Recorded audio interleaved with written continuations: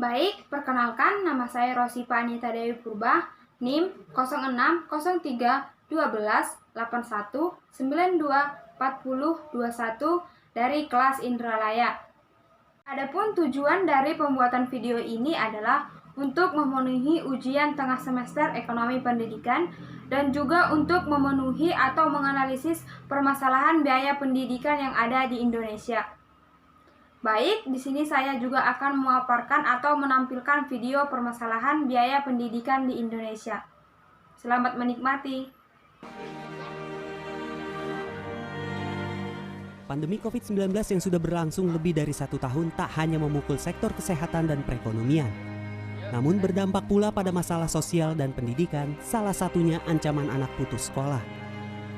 Salma Fauziah, seorang anak penjual gorengan berusia 14 tahun asal Sukabumi, Jawa Barat, menjadi salah satu contoh anak yang terpaksa berhenti sekolah. Salma yang seharusnya duduk di kelas 1 sekolah menengah pertama pada tahun ajaran 2020 lalu, terpaksa putus sekolah selama 1 tahun. Salma putus sekolah karena ayahnya yang berprofesi sebagai sopir angkot terkena dampak pandemi sehingga tak mampu membiayai sekolahnya. Mama sama ayah itu pernah mau daftar ke sekolah. Sekolah itu belum bajunya, belum pendaftaran sampai ratusan gitu. Terus selain sekolah juga pernah pesantren juga pengen masuk. Tapi ya biaya kata orang gratis juga tiap bulan juga harus bayar juga buat uang makan juga. Bapaknya juga angkot ya.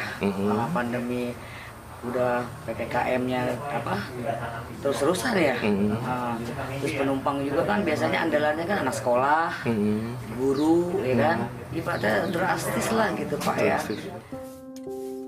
Data Komisi Perlindungan Anak Indonesia yang didapat dari Badan Pusat Statistik menyebutkan bahwa sebelum pandemi COVID-19 angka putus sekolah di Indonesia berkisar 5,88% dari sekitar 82 juta anak di Indonesia.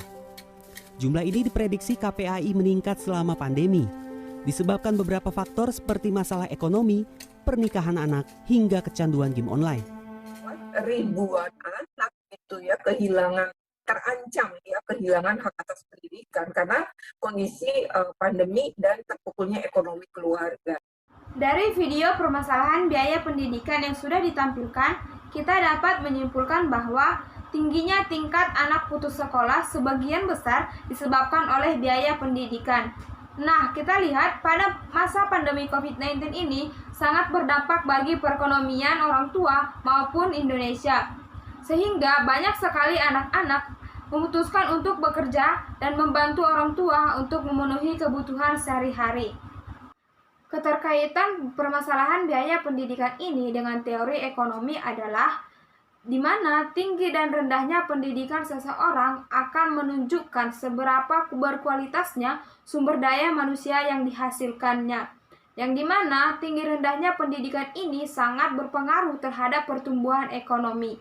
Karena semakin tingginya pendidikan, maka sumber daya yang dihasilkannya akan semakin tinggi sehingga mampu meningkatkan pertumbuhan ekonomi. Sebaliknya juga, jika pendidikan yang dimiliki akan rendah, maka sumber daya manusia yang dimilikinya juga akan rendah, sehingga hal ini sangat berdampak negatif bagi pertumbuhan ekonomi.